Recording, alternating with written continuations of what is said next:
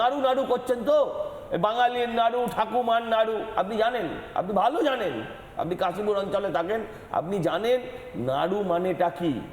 রাজনীতিতে বোমাকে নাড়ু বলা হয়। উনি আসলে পক্ষান্তরে বোমা মারার কথা বলেছেন, অমিত শাহকে বোমা মারার কথা বলেছেন। আরে যদি নাড়ু যদি বাঙালির আতিথেয়তা হয়, তাহলে গ্রামাঞ্চলেও তো আতিথেয়তা গুড় বাতাসা হয়। তাহলে অনুব্রতকে সমর্থন করুন আপনি, আপনার সঙ্গে তাহলে আর অন্যদের কারোর কোনো পার্থক্য থাকবে না। ফাটাফাটি খেলা হবে, এই কথাটার যুক্তি কি? ফাটাফাটি খেলা মানে কি? আমরা এমনিতেই সমস্ত বাংলার মানুষ আতঙ্কিত হচ্ছি। যদি পূর্বাভাস হয়, তাহলে নির্বাচনের সময় কি কাণ্ড হবে? এর মধ্যে মুখ্যমন্ত্রী আগুনে ঘি ঢাললেন, বললেন ফাটাফাটি হবে। ফাটাফাটি মানে রক্তাক্ত হবে, রক্তাক্ত হবে, সেটাকে উনি হুঁশিয়ার করে দিচ্ছেন। সজল দা, পরের সেন্টেন্সে আমি একটা কথা বলি, উনি পরের সেন্টেন্সে বলছেন খেলা হবে ফাটাফাটি, বিজেপির সঙ্গে কি হবে আপনারা বানিয়ে নিন। ফাটাফাটির সঙ্গে ছাঁটাছাটি, কাটাকাটি, লাঠালাঠি, কাটাকাটি, এগুলো আমি মিল করতে পারি। আমিও বলছি, উনি বলছেন তালকুটির থেকে বেরোতে দেবেন না, তালের সঙ্গে কি হবে আপনিও মিলিয়ে নিন, সেটা উনি করবেন। রাজনীতি যদি এই পর্যায়ে নেমে আসে, রাজনীতিকে যদি আমরা এই পর্যায়ে নামিয়ে নিয়ে আসি, তাহলে সেই রাজনীতি থেকে আপনি কি আশা করেন? সজলদা, আমার প্রশ্ন হচ্ছে, কুরুচিকর ভাষাগুলোয় আমি যাচ্ছি না, কি ভাষা কি সম্বোধনে আমি যাচ্ছি না। আমার প্রশ্ন হচ্ছে এই কন্ট্রাস্টটা। অমিত শাহ বলছেন অনুপ্রবেশকারীদের আটকাবো, মমতা বন্দ্যোপাধ্যায় বলছেন অমিত শাহকে আটকাবো। অনুপ্রবেশকারীদের আটকাবে যে, মমতা বন্দ্যোপাধ্যায় আটকাবেন তাকে। বলছেন যে বেরোতেই দিতাম না, আমরা খুব ভালো বলে বেরোতে দিয়েছি, আমরা খুব বড় বাড়াপ্পান বেরোতে দিচ্ছি, এটাই বড় কথা, নাড়ু খাওয়াবো। মমতা ব্যানার্জির কথা কেউ সিরিয়াসলি নেয় না, আপনিও দয়া করে সিরিয়াসলি নেবেন না। আমি প্রথম বলি, প্রসূনদা ভালো ডাক্তার, তার থেকে বেশি ভালো মানুষ, কিন্তু ভালো তৃণমূলী মিথ্যেবাদী বক্তা এখনো হয়ে উঠতে পারেনি।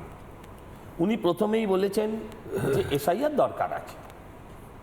আচ্ছা বলুন তো, এসআইআর যদি দরকার থাকে, তাহলে হয়রানিটা কোথায় আছে? আপনার বাড়ি যদি রং হয়, আপনার বাড়ি যদি রিপেয়ার হয়, রিপেয়ার হওয়ার যদি দরকার হয়, তাহলে দুদিন আপনাকে রান্নাঘরে গিয়ে শুতে হয়। এই সত্যিটাকে আপনি অস্বীকার করতে পারবেন? আমি ভারতবর্ষে থাকবো, আমি ভারতবর্ষের নাগরিক হব, আমি গরিব হতে পারি, আমি বড় লোক হতে পারি, আমার কাছে একটাও কিছু থাকবে না পরিচয়পত্র বলে, এটাও কি গ্রহণযোগ্য কথা? যখন আমরা ভোটার লিস্টে নাম, যখন আমরা এপিক কার্ড করেছিলাম মমতা ব্যানার্জির দাবি অনুযায়ী, তখনও আমাদের লাইন দিতে হয়েছিল। যখন আমরা আধার কার্ড করেছি, তখনও আমাদের লাইন দিতে হয়েছে। তো ভাই, লাইন দিতে হবে দেশে থাকতে গেলে। আমি বলি, আপনার মানুষের হয়রানির কথা বলছিলেন না, আমি বলছি অসিত মজুমদার গতকাল 3টে বিধানসভার বন্ধ করেছেন, আজকেও একটা বিধানসভার বন্ধ করে দিয়েছেন হিয়ারিং। আচ্ছা, মানুষের হয়রানি হয়নি তাতে? আমি আপনার থেকে জানতে চাই, তাতে মানুষের হয়রানি হয়েছে কি হয়নি? আমি আপনাকে বলছি, আপনাদের একটা দাবি ভালো ছিল, সে দাবিটাকে আমিও সমর্থন করি, যে বয়স্ক মানুষদের হিয়ারিং বাড়িতে বসে করতে হবে, এবং নির্বাচন কমিশন পর মুহূর্তে সে দাবিকে মান্যতাও দিয়েছে, কারণ সব রাজনৈতিক দল সে দাবি করেছিলেন। আপনি ভুলে গেলে চলবে না, একমাত্র রাজনৈতিক দল এই মোদী সরকারের আমলেই বাড়িতে বসে ভোট দেখতে পাচ্ছেন। আপনি বাড়িতে বসে ভোট দেখতে পাচ্ছেন, নাড়ু নাড়ু করছেন তো, বাঙালির নাড়ু, ঠাকুমার নাড়ু। আপনি জানেন, আপনি ভালো জানেন, আপনি কাশীপুর অঞ্চলে থাকেন, আপনি জানেন নাড়ু মানেটা কি। রাজনীতিতে বোমাকে নাড়ু বলা হয়। উনি আসলে পক্ষান্তরে বোমা মারার কথা বলেছেন, অমিত শাহকে বোমা মারার কথা বলেছেন।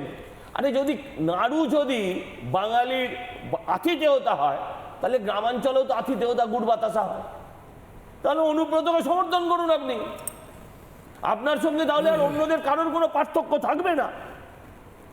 ফাটাফাটি খেলা হবে, এই কথাটার যুক্তি কি?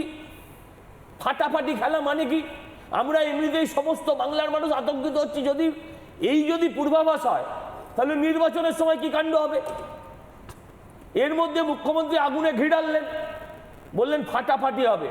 ফাটাফাটি মানে রক্তাক্ত হবে, রক্তাক্ত হবে, সেটাকে উনি হুঁশিয়ার করে দিচ্ছেন। সজল দা, পরের সেন্টেন্সে আমি একটা কথা বলি, উনি পরের সেন্টেন্সে বলছেন খেলা হবে ফাটাফাটি, বিজেপির সঙ্গে কি হবে আপনারা বানিয়ে নিন। ফাটাফাটির সঙ্গে ছাঁটাছাটি, কাটাকাটি, লাঠালাঠি, কাটাকাটি, এগুলো আমি মিল করতে পারি। আমিও বলছি, উনি বলছেন তালকুটির থেকে বেরোতে দেবেন না, তালের সঙ্গে কি হবে আপনিও মিলিয়ে নিন, সেটা উনি করবেন। রাজনীতি যদি এই পর্যায়ে নেমে আসে, রাজনীতিকে যদি আমরা এই পর্যায়ে নামিয়ে নিয়ে আসি, তাহলে সেই রাজনীতি থেকে আপনি কি আশা করেন? উনি যখন যতবার আমাকে আমার দল, আমি কখনো বলতাম, বলেছেন আমাকে আমার দল থেকে নেতৃত্ব জানিয়েছেন এরকম কথা বলবেন না, কিন্তু যতবার উনি দুঃশাসন বলবেন ততবার ওনাকে আমার ওই রাবণের বোন শূর্পণখা বলতে ইচ্ছে করবে। কারণ আপনি নোংরামি করলে তার প্রত্যুত্তর আপনাকে ফুল বাতাসা দিয়ে হবে না। আপনি অসভ্যতামি করলে যে ভাষা আপনি বোঝেন সেই ভাষাতেই আপনাকে আগামী দিন উত্তর দেওয়া হবে। এটা একদম পরিষ্কার, আপনি জেনে রাখুন, একদম পরিষ্কার জেনে রাখুন। আপনি রাজনৈতিক আক্রমণ করুন।